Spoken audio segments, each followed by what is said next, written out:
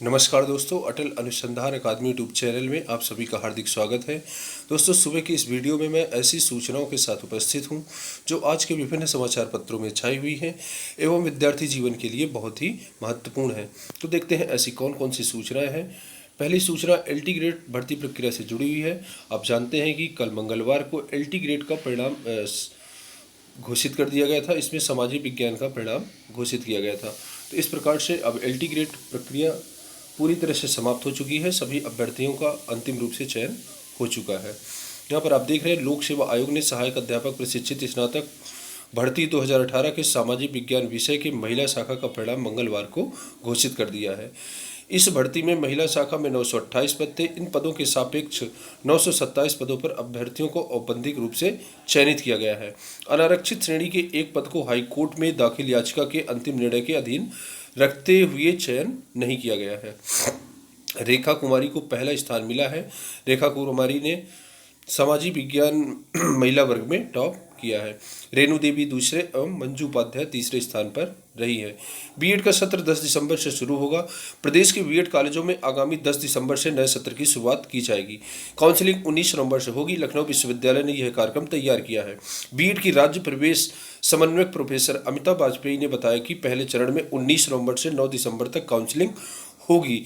10 दिसंबर से सत्र शुरू कर देंगे। उम्मीद है कि राजकीय और सहायता प्राप्त संस्थानों की 90% सीटें भर पाएंगी और 12 से 19 दिसंबर तक पूल काउंसलिंग होगी।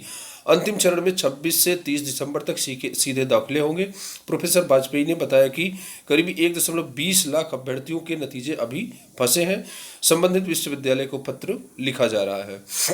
अगली महत्वपूर्ण खबर है, यूपीपीएससी से विभिन्न विभागों में 23 पदों का रिजल्ट घोषित।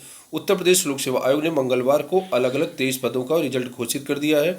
इसमें शोध अधिकारी, रसायन प्रवक्ता तथा इंफॉर्मेशन टेक्नोलॉजी आदि के रिजल्ट घोषित किए गए हैं। यहाँ पर आप देख रहे हैं, प्रवक्ता इंफॉर्मेशन में 13 का चयन, सहायक आचार्य में 5 का चयन। आयोग में प्रतियोगियों ने किया प्रदर्शन। स्केलिंग पर नहीं बनी बात, अन्य मांगों पर भी नहीं मिला ठोस आश्वासन। छात्रों ने दिया 7 दिन का समय। यूपीपीएससी 2018 में विज्ञापन की शर्तों के अनुरूप स्केलिंग हुई या नहीं हुई, इस मुद्दे पर मंगलवार को प्रतियोगी छात्रों और उत्तर प्रदेश लोक सेवा आयोग के उप सचिव एवं मीडिया प्रभारी पुष्कर श्रीवास्तव के बीच वार्ता किसी नतीजे पर ही नहीं पहुंची। इससे पूर्व प्रतियोगी छात्रों ने यूपीपीएससी का घेराव और धरना प्रदर्शन भी किया। अन्य मांगों पर भी प्रतियोगियों को कोई ठोस आश्वासन नहीं मिला। उत्तर प्रदेश प्रतियोगी छात्र मंच के बैनर तले छात्र सुबह 11 बजे से ही आयोग के बाहर जुटने लगे थे और कुछ ही देर में उनकी संख्या सैकड़ों में पहुंच गई। छात्र आयोग के अध्यक्ष से मिलने पर अड़े थे। अध्यक्ष नहीं मिले तो छात्रों ने कहा कि सचिव से मुलाकात कराई जाए। 4 घंटे तक चली मशक्कत के बाद पुलिस अधिकारियों के हस्तक्षेप से छात्रों की वार्ता आयोग के उप सचिव एवं मीडिया प्रभारी पुष्कर श्रीवास्तव से कराई गई। मीडिया प्रभारी ने कहा कि पीसीएस 2018 में स्केलिंग हुई है। छात्रों ने इस पर लिखित जानकारी मांगी तो उन्होंने कहा कि आरटीआई से जवाब पूछ ले। इस पर छात्रों ने आरटीआई के तहत अगस्त 2020 में दिया गया आवेदन भी दिखाया, जिस पर अभी तक कोई जवाब नहीं मिला। इसके बाद ऐसे ही दर्जनों आवेदन आरटीआई के तहत आयोग में दिए गए। इनमें पूछा गया कि पीसीएस में विज्ञापन की शर्तों के अनुरूप स्केलिंग हुई है या नहीं। तो दोस्तों, कल विशाल धरना हुआ था और छात्रों की मांगों को नहीं माना गया। छात्रों ने 7 दिन का अल्टीमेटम दिया है। 7 दिन के अंदर अगर छात्रों की मांगों को पूरा नहीं किया जाता है तो विशाल धरना किया जाएगा और छात्र फिर से लोक सेवा आयोग का घेराव करने के लिए मजबूर होंगे। 69,000 शिक्षक भर्ती रद्द किया जाएगा, कम गुणांक वालों का चयन। एनआईसी की रिपोर्ट में यदि गलत नियुक्ति मिली तो उसे सुधारेंगे महाधिवक्ता।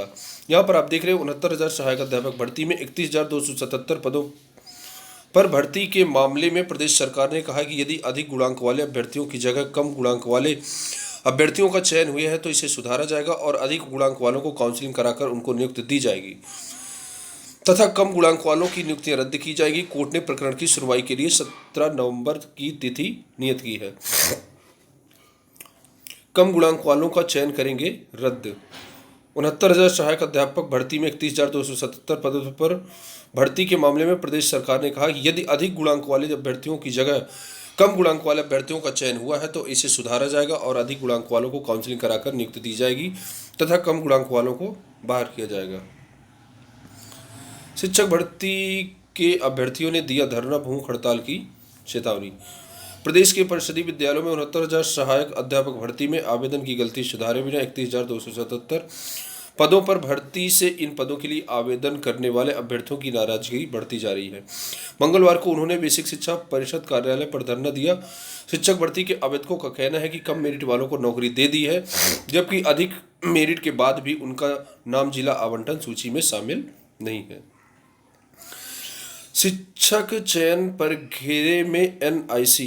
बेसिक शिक्षा परिषद के प्राथमिक स्कूलों की शिक्षक भर्ती में पहली बार एनआईसी सीधे तौर पर घेरे में है।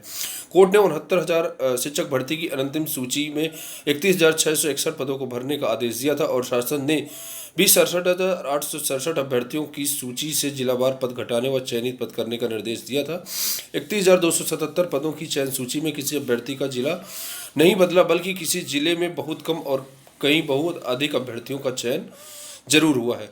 शिक्षक भर्ती की 12 अक्टूबर को वेबसाइट पर सूची जारी होते हुए अधिक गुणांक वाले अभ्यर्थियों का चयन न होने का मुद्दा उठा। दैनिक जागरण में लगातार आरक्षित वर्ग के अभ्यर्थियों को बाहर करने की खबरें प्रकाशित हुई। इसमें ज्यादातर वे अभ्यर्थी थे जिनका चयन पहले अनारक्षित सीटों के सापेक्ष हुआ था, उन्हें अपने वर्ग तक में ही जगह नहीं दी गई। अधिक गुणांक होने पर भी चयन न होने पर सूची पर विवाद बढ़ा। ताज्जुब यह है कि जब चयन 67,867 अभ्यर्थियों की सूची से ही हुआ तो अधिक गुणांक वाले जिलों से बाहर कैसे हो गए। सूची तय करने पर बेसिक शिक्षा परिषद के अफसर फार्मूला सुझाते रहे, जबकि उसे लागू करने का कार्य एनआईसी का है। यही वजह है कि शासनादेश जारी होने के बाद भी लंबे समय तक सूची बनने का कार्य शुरू नहीं हुआ। अंतिम सूची में जिन जिलों में अधिक पद थे वहां कम चयन और जहां कम पद थे वहां अधिक अभ्यर्थियों का चयन हुआ है। शिक्षक पात्रता परीक्षा उम्र भर के लिए तय होगी। दोस्तों, ये छात्रों के लिए बहुत ही बड़ी खुशखबरी है। अभी तक आप जानते हैं कि जो सीटेट होती थी वो 7 साल के लिए मान्य होती थी और राज्यों द्वारा जो टीटी का एग्जाम कराया जाता था वो सर्टिफिकेट सिर्फ 5 साल के लिए मान्य होता था। किंतु अब जो है टीटी और सीटेट को जीवन भर के लिए मान्य करने की निर्णय केंद्र सरकार द्वारा लिया गया है। यहाँ पर आप देख रहे हैं केंद्र सरकार ने शिक्षक पात्रता परीक्षा को उम्र भर के लिए मान्य कर दिया है। अब तक टीटी पास करने पर उम्मीदवार 7 वर्ष की नौकरी के लिए पात्र होता था। इसके बाद उसे शिक्षक बनने के लिए दोबारा परीक्षा देनी पड़ती थी। एनसीटी द्वारा नियमों में किया गया बदलाव केंद्र के साथ ही राज्यों में भी लागू होगा।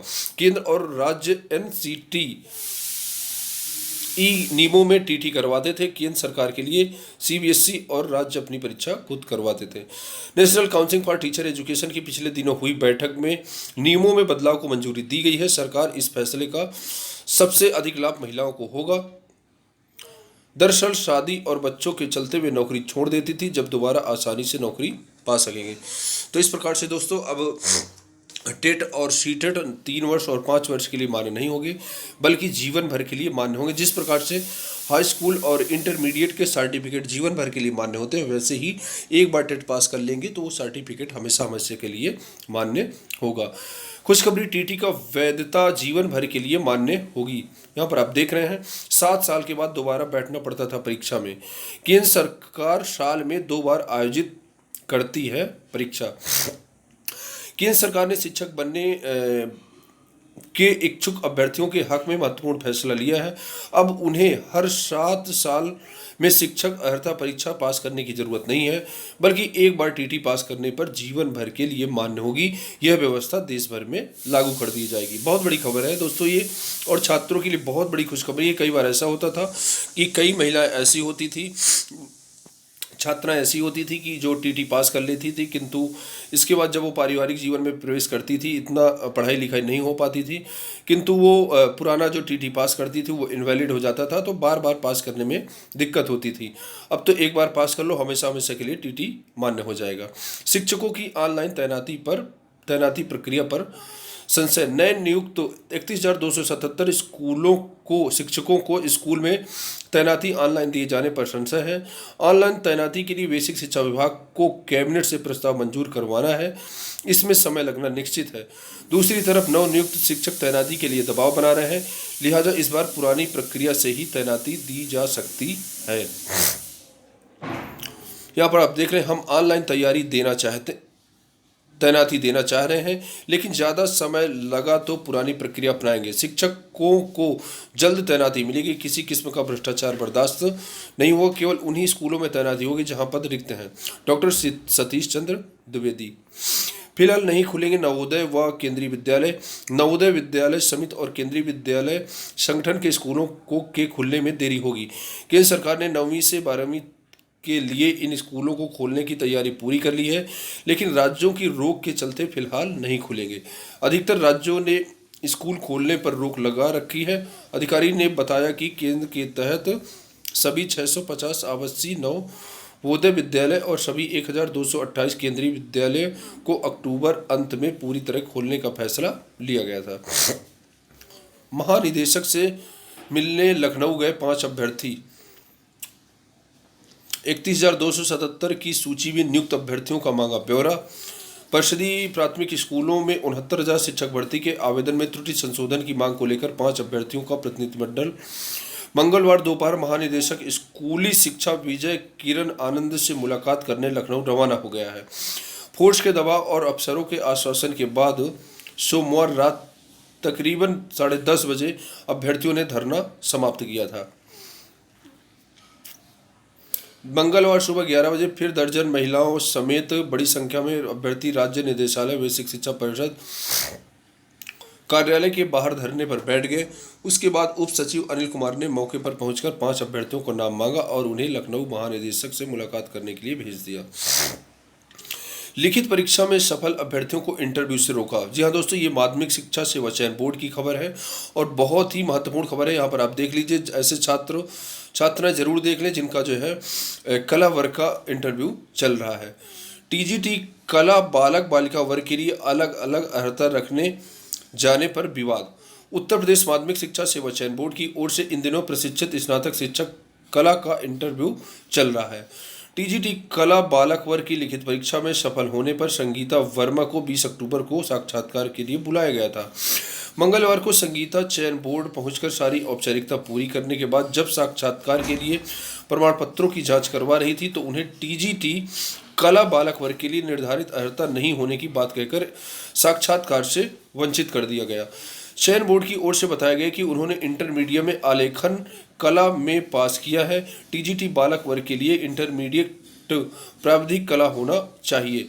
इंटरमीडिएट प्राविधिक कला नहीं होने के चलते संगीता वर्मा को साक्षात्कार से रोक दिया गया है। संगीता के विरोध के बाद भी चयन बोर्ड ने इंटरव्यू की अनुमति नहीं दी। महत्वपूर्ण तो यह है कि चयन बोर्ड की ओर से होने वाले टीजीटी कला बालक बालिका वर्ग को एक पद के लिए अलग अलग योग्यता कैसे रखी गई है, इस बात को लेकर संगीता वर्मा का कहना है कि एक ही पद के लिए 2 अर्हता की बात पर वह हाईकोर्ट में याचिका दाखिल करेगी। तो दोस्तों, एक ही पद के लिए बालक और बालिका के लिए माध्यमिक शिक्षा सेवा चयन बोर्ड द्वारा कला वर्ग के लिए अलग अलग योग्यताएं निर्धारित की गई है। इसके लिए उन्होंने कहा है कि वो हाईकोर्ट पर इसके लिए याचिका दाखिल करेंगी। अब प्री प्राइमरी से ही बच्चों को मिलेगा नाश्ता और खाना।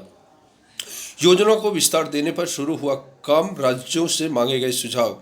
अब सिर्फ पहली से 8वीं तक के बच्चों को अब तक सिर्फ पहली से 8वीं तक के बच्चों को मिलता था दोपहर का खाना। यहाँ पर आप देख रहे हैं, स्कूली बच्चों को अब पोषण की कमी से नहीं जूझना होगा। केंद्र सरकार ने मिड डे मील योजना के तहत स्कूली बच्चों को नाश्ता उपलब्ध कराने की तैयारी तेज कर दी है।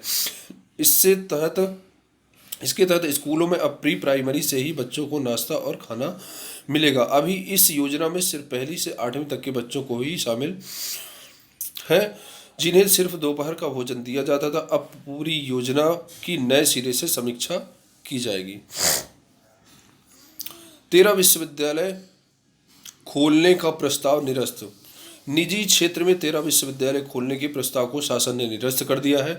विश्वविद्यालय के लिए तय मानक के मुताबिक जमीन की उपलब्धता नहीं होने पर निरस्तीकरण का आदेश जारी किया गया है।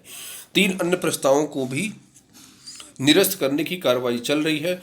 वहीं 6 निजी विश्वविद्यालयों को खोलने के लिए मानक के मुताबिक जमीन की व्यवस्था करने के लिए 31 दिसंबर तक का समय दिया गया है।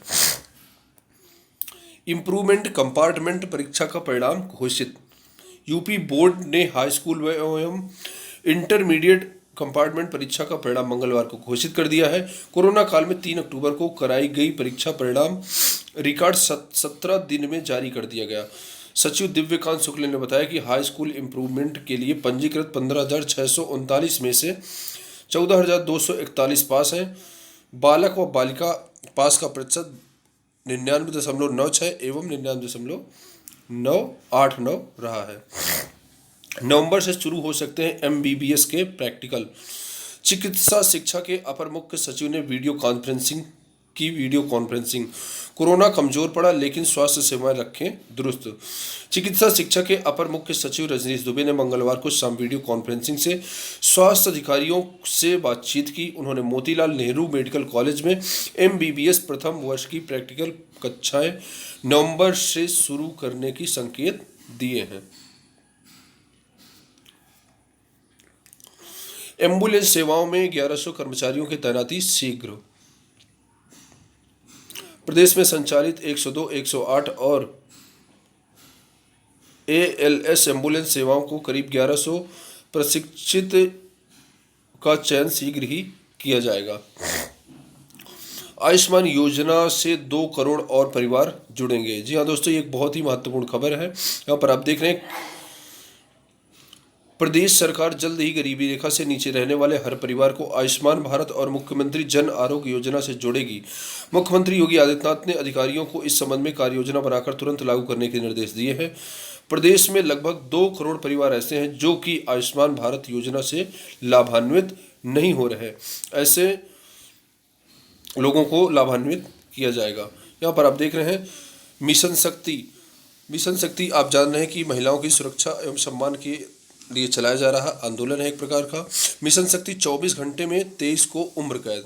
यहाँ पर आप देख रहे हैं मुख्यमंत्री योगी आदित्यनाथ के निर्देश पर प्रदेश की महिलाओं और बालिकाओं की सुरक्षा, सम्मान और उसे न्याय दिलवाने के लिए चलाया जा रहा है मिशन शक्ति अभियान के तहत 24 घंटे में महिलाओं व बाल अपराधों से जुड़े 23 अभियुक्तों को आजीवन कारावास की सजा सुनाई गई है। इसके साथ ही 31 अभियुक्तों को कारावास व अर्थदंड से दंडित कराया गया है। 49 मामलों में 51 अभियुक्तों की जमानत खारिज करा दी गई है। तो दोस्तों आज के लिए बस इतना ही। मिलते हैं नेक्स्ट वीडियो में। यदि वीडियो आपको अच्छा लगा हो वीडियो को लाइक करिए, सब्सक्राइब करिए एवं लोगों के बीच में शेयर करिए। पूरा वीडियो देखने के लिए बहुत बहुत सा धन्यवाद।